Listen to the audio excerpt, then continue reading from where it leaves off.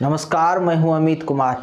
आज देश की सबसे पुरानी राजनीतिक पार्टी कांग्रेस चुनाव जीतकर भी हार जा रही है। आज वो चुनाव जीतकर भी प्रधानमंत्री मोदी को 2024 में टक्कर देने की स्थिति में नहीं है। कांग्रेस कभी नीतीश कुमार की ओर देखती है या कभी दूसरे नेताओं की तरफ। यानी कांग्रेस के आप कह सकते हैं कि जो शीर्ष नेतृत्व है उन्होंने अपने आप को सरेंडर कर दिया है। और अभी जो आपने सुना कि कांग्रेस कर्नाटक में जीत गई है, ये कांग्रेस की जीत नहीं है बल्कि ये बीजेपी की हार है। बीजेपी ने वहां पे अच्छा गवर्नेंस नहीं दिया, बीजेपी ने अच्छी राज्य सरकारें नहीं दी वहां पे, इसीलिए बीजेपी वहां पे हारी। और बीजेपी के सरकार के खिलाफ यह आक्रोश ही था कि कांग्रेस वहां पे जीत गई। 5 साल में बीजेपी ने कर्नाटक जैसे राज्यों में 3 मुख्यमंत्री बदल दिए, तो इसी का नुकसान बीजेपी को हुआ और कांग्रेस जीत गई। आज कांग्रेस में हो क्या रहा है? कांग्रेस के तमाम राज्यों में, जहां जहां कांग्रेस आज देश के 4 राज्यों में पूर्ण बहुमत की सरकार में है, इन तमाम जगहों पे आज कांग्रेस के जो है नेता आपस में एक दूसरे से लड़ रहे हैं। देश की सबसे पुरानी राजनीतिक पार्टी की जब आप ऐसी दुर्गति देखते हैं तो एक बार आपको ये सोचने पर मजबूर हो जाते हैं आप कि आखिर देश की सबसे पुरानी राजनीतिक पार्टी की आज ये दुर्दशा क्यों हो गई। वो राजनीतिक पार्टी जिसके बारे में महात्मा गांधी ने कभी सोचा नहीं होगा कि कांग्रेस की देश में इतनी अस्वीकार्यता हो जाएगी। कभी महात्मा गांधी ने ये सोचा नहीं होगा कि जो नेहरू के वंशज, जो गांधी सरनेम लगा के जो भविष्य में कांग्रेस की जो एक प्राइवेट लिमिटेड कंपनी की तरह कांग्रेस को चलाएगी, उनकी स्थिति इतनी जो है देश में कमजोर हो जाएगी, उनकी लोकप्रियता में इतनी कमी आ जाएगी। और कांग्रेस की जो आज ये कमी है, इसके लिए आज आप कांग्रेस की शीर्ष नेतृत्व को जिम्मेवार ठहरा सकते हैं क्या? इसके लिए सोनिया गांधी को, राहुल गांधी को और प्रियंका गांधी को जिम्मेवार नहीं ठहराया जाना चाहिए? और सोचिए, हम जी तो रहे हैं लोकतंत्र में, हम बात तो लोकतंत्र की करते हैं। राहुल गांधी जब विदेश जाते हैं, लंदन जाते हैं, आपको याद होगा ना, कुछ दिन पहले लंदन जाके बोल रहे थे कैम्ब्रिज यूनिवर्सिटी में, याद होगा ना, कि भारत में लोकतंत्र खतरे में है। लेकिन लोकतंत्र का मतलब क्या होता है? जब एक पार्टी में ये निर्धारित हो जाता है कि एक पार्टी का जो शीर्ष प्रधानमंत्री बनेगा वो किसी एक खास वंश से, किसी एक खास परिवार से आने वाला व्यक्ति ही बनेगा, तब इसको लोकतंत्र कहना क्या सही है? क्या ये लोकतंत्र की हत्या नहीं है? आज कांग्रेस की जो ये दुर्दशा हो गई है वो क्यों हो गई है? जो कांग्रेस कभी जो है देश में अपने दम पर सरकार बनाती थी, जिस कांग्रेस की देश के लगभग 2-4 राज्य छोड़ दीजिए तो आजादी के बाद, जहां पे लेफ्ट की सरकार बनी बाद में, देश के तमाम राज्यों में एक समय में कांग्रेस की सरकार थी। और आज कांग्रेस का ग्राफ इतना गिर क्यों गया है? इसके सब के पीछे जब इसके अंदर में जाइएगा तो आज के वर्तमान में जो कांग्रेस के नेतृत्व है उसको आप जिम्मेवार ठहरा सकते हैं। देश बदला, देश के लोगों के सोचने का तरीका बदला, भारत के लोग अब जाग गए, लेकिन कांग्रेस नहीं जगी। कांग्रेस भारतीय संस्कृति के प्रति, सनातन के प्रति और राष्ट्र के प्रति जो एक लोगों की जो मानसिकता बदली, उस बदलाव के साथ कांग्रेस अपने आप को तालमेल में, उस बदलाव के सांचे में कांग्रेस अपने आप को डाल नहीं सकी। इसका सबसे बड़ा कारण आप देखिए, जो एक कालखंड था, यानी 12वीं सदी के बाद देश में हुआ यूं कि जो विदेशी आक्रामकता था वो देश में हावी हो गए और उनका देश के अलग अलग कोने में शासन होने लगा और भारतीय संस्कृति को जो है नुकसान होने लगा। और भारतीय संस्कृति को उन्होंने तहस नहस करना शुरू कर दिया। कहीं मंदिर तोड़े, कहीं जो है जो हमारे जो धरोहर थे उनको नष्ट किए, कहीं जो है हिंदुओं पे अत्याचार किए, तमाम प्रकार की घटना हुई। लेकिन 12वीं सदी के बाद फिर हम आ गए 21वीं सदी में। अब 21वीं सदी में आने के बाद लोग अब जो है जागरूक हो गए, लोगों ने अब इतिहास को सही रूप में पढ़ लिया है और लोग अब भारत को फिर वही गौरवशाली, वैभवशाली बनाना चाहते हैं। और 12वीं सदी से पहले जो भारत संपूर्ण विश्व का जो एक केंद्र था, जो भारत सोने की चिड़िया था, उस सोने की चिड़िया की तरफ लोग भारत को ले जाना चाहते थे। और इन सब के जद में था भारतीय संस्कृति थी। लेकिन आज कांग्रेस जो है उस विचारधारा को, उन चीज़ों को समझ नहीं पा रही है। कांग्रेस आज एक धर्म विशेष के तुष्टीकरण करने के लिए, जो बहुसंख्यक हिंदू है इस देश में, जो इस देश के बहुसंख्यक आबादी है, उसकी भावना को समझ नहीं पा रही है। कांग्रेस कुछ प्रतिशत वोटों को संगठित रखने के लिए आज जो है देश के जो है बहुसंख्यक आबादी को इग्नोर करती है, और इसी का परिणाम हो जाता है कि कांग्रेस लगातार असफल हो रही है। और जहां सफल भी हो रही है वहां भी कांग्रेस में किस प्रकार के आपस में ही कांग्रेस के नेताओं में जो है भगदड़ मची हुई है, आपस में ही बगावत मची हुई है, और आपस में ही एक दूसरे के खिलाफ बगावत कर रहे हैं। इसीलिए मानिए कि 2024 का जो लोकसभा चुनाव होगा, अगर इस नज़र से आप देखते हैं तो ये मोदी के लिए बहुत ही आसान हो जाता है, क्योंकि कांग्रेस तो जो है नीतीश कुमार की ओर देख रही है। आज देखिए कांग्रेस की क्या मजबूरी है कि कांग्रेस जो है खुद सरेंडर कर गई है, और तमाम जो विपक्षी नेताओं को एकजुट करने का काम हो या जो भी काम है, आज कांग्रेस जो है सभी चीज़ों के लिए नीतीश कुमार पर पूर्ण रूप से निर्भर हो चुकी है। आज कांग्रेस की 4 राज्यों में अपनी सरकार है, लेकिन देखिए वहाँ क्या स्थिति है। राजस्थान में देख लीजिए अशोक गहलोत और सचिन पायलट में किस प्रकार से बगावत है, छत्तीसगढ़ में इसी प्रकार का बगावत है, और कर्नाटक में जब सरकार बनी है कांग्रेस का, चूंकि यहाँ पे बीजेपी की हार है, कांग्रेस की जीत नहीं है, मैंने पहले भी बताया।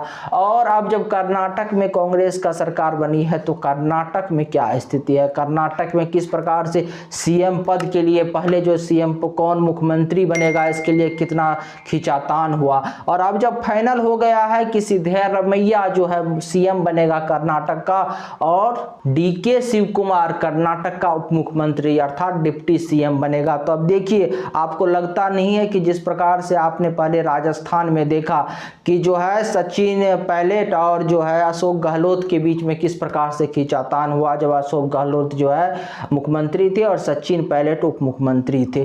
ठीक इसी प्रकार से अब कर्नाटक में भी कांग्रेस यही कर रही है। वहां भी 2 नेता जो जिन दोनों की मुख्यमंत्री बनने की इच्छा थी, उनमें से एक को मुख्यमंत्री बना दिया और दूसरे को उप मुख्यमंत्री बना दिया।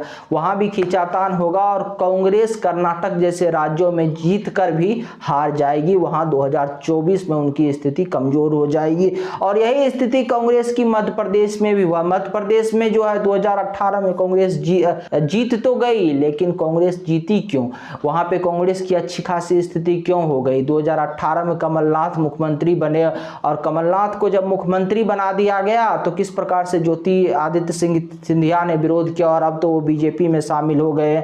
तो क्यों जीती थी, इसके कारण भी बीजेपी ही था कि मध्य प्रदेश में 2018 में कांग्रेस जीती। लगातार मध्य प्रदेश में बीजेपी ने शिवराज सिंह चौहान को देख रहा है, कई वर्षों से शिवराज सिंह चौहान ही मुख्यमंत्री है, कई कार्यकाल उन्होंने अपना पूरा किया, लेकिन बीजेपी जो है मुख्यमंत्री के तौर पर मध्य प्रदेश जैसे राज्यों में दूसरा चेहरा नहीं दे सकी। इसीलिए जो है एक सरकार विरोधी लहर जो होता है ना, एक ही चेहरा को देखते देखते लोगों ने कमलनाथ पे यानी दोबारा कांग्रेस को थोड़ा कांग्रेस की तरफ लोग गए। लेकिन फिर क्या हुआ, जब लोग कांग्रेस की तरफ चल गए तो कांग्रेस में आपस में ही विवाद शुरू हो गया, और किस प्रकार से उसके बाद ज्योतिरादित्य सिंधिया अपने समर्थकों के साथ बीजेपी में आ गई और बीजेपी की सरकार बन गई। इसी तरह से तमाम देश में देखिए कांग्रेस की आज क्या स्थिति हो गई है। जहां जीते वहां भी 2024 के लिहाजा से कांग्रेस कमजोर नजर आ रहे हैं, और जहां नहीं जीते, जहां पे कांग्रेस की पहले से स्थिति कमजोर है, उन राज्यों में भी देख लीजिए। आज कांग्रेस उत्तर प्रदेश में देखिए कांग्रेस की क्या स्थिति है, आज आप बिहार में देखिए कांग्रेस की क्या स्थिति है, आज आप महाराष्ट्र में देखिए कांग्रेस की क्या स्थिति है। आज उत्तर प्रदेश में कांग्रेस की जनाधार किसके पास था, कांग्रेस का जनाधार किन नेताओं ने अपने पाले में कर लिया। तो आप देखेंगे कांग्रेस का जनाधार सपा के साथ चली गई, क्योंकि बीजेपी का तो जो अपना वोट बैंक था वो तो था ही, सॉलिड ही था, लेकिन एक जमाने में उत्तर प्रदेश में कांग्रेस बहुत मजबूत हुआ करती थी और उसकी सरकार थी। लेकिन जब से वहां जो क्षेत्रीय पार्टी का उत्थान हुआ, देखिए फिर सपा का हुआ, बसपा का हुआ, और उसके बाद जो है उत्तर प्रदेश जैसे राज्यों में कांग्रेस कमजोर हो गई। अर्थात कांग्रेस की वोटों का तुष्टीकरण, जो कांग्रेस का एक धर्म विशेष का वोट था, जो शुरू से ही कांग्रेस को तुष्टीकरण के कारण मिलते आ रहा था, जिसके कारण इस देश के संविधान में सेकुलर शब्द जोड़ दिया गया। ये वो जो वोट बैंक था उत्तर प्रदेश जैसे राज्यों में अखिलेश यादव के पास, सपा के पास चला गया, पहले मुलायम सिंह थे या फिर मायावती की बसपा के पास चला गया। बाकी जो है 80% हिंदुओं को तो कांग्रेस लगातार इग्नोर करते ही आई है। इसीलिए कांग्रेस के एक पूर्व प्रधानमंत्री ने एक बार कहा था कि देश के संसाधन पे पहला अधिकार इस देश के अल्पसंख्यकों का है। याद होगा ना, कोई आज इस देश में इस बयान को भूला नहीं होगा। बिहार जैसे राज्यों में भी देख लीजिए, कांग्रेस ने जो है खुद को लालू यादव के आगे सरेंडर कर दिया। कांग्रेस का जो तमाम वोट था वो लालू यादव के खेमे में धीरे धीरे आ गई और कांग्रेस जो है बेचारा बन के, एक बड़ी राजनीतिक पार्टी, एक राष्ट्रीय पार्टी बेचारा बन के रह गई और कांग्रेस जो है लालू यादव के सहारे बिहार में जो है अपनी जमीन तलाशने का प्रयास करने लगी। और कांग्रेस का वोट बैंक पे सेंध किसने लगाया बिहार में? लालू यादव ने, क्योंकि उनका जो वोट बैंक था उस पे कब्जा लालू यादव का हो गया। महाराष्ट्र में भी देखिए, कांग्रेस से निकले शरद पवार ने जो है कांग्रेस के वोट बैंक पे कब्जा कर लिया, यानी क्षेत्रीय पार्टी का उत्थान हुआ और कांग्रेस का ग्राफ नीचे धीरे धीरे जाने लगी। लेकिन आज भी कांग्रेस जो है उसी क्षेत्रीय पार्टी पर निर्भर है।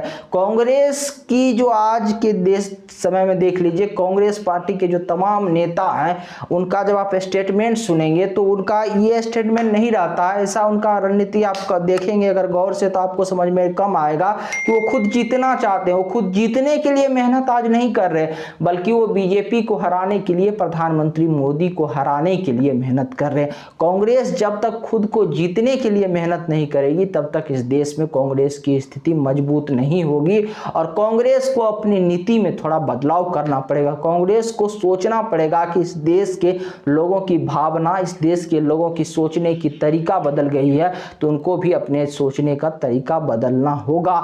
कभी कांग्रेस के नेता, एक याद होगा ना, एक नेता दिग्विजय सिंह, कांग्रेस के नेता, कभी कहते थे भगवा आतंकवाद जैसे शब्दों का प्रयोग किया गया कांग्रेस पार्टी के नेताओं के द्वारा। कभी हिंदू को हिंदुत्व से और सनातन, इन तमाम चीजों का अलग अलग व्याख्यान किया गया और यही सारी चीजें जो है कांग्रेस के प्रति जो है खेमे में कांग्रेस के लिए निगेटिव साबित हुआ और आज कांग्रेस की देश में इतनी कमजोर स्थिति हो गई है।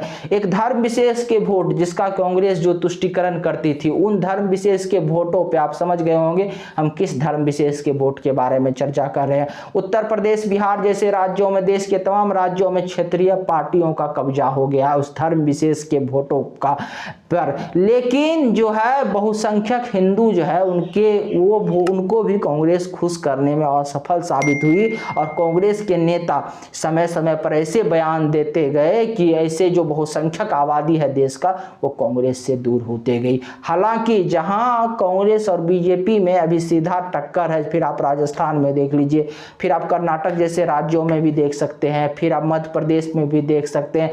उन राज्यों में तो अभी भी जो है अल्पसंख्यक वोट या कह सकते हैं एक धर्म विशेष का वोट कांग्रेस के पास है, लेकिन कांग्रेस सिर्फ एक धर्म विशेष के वोट से नहीं चुनाव जीत सकती।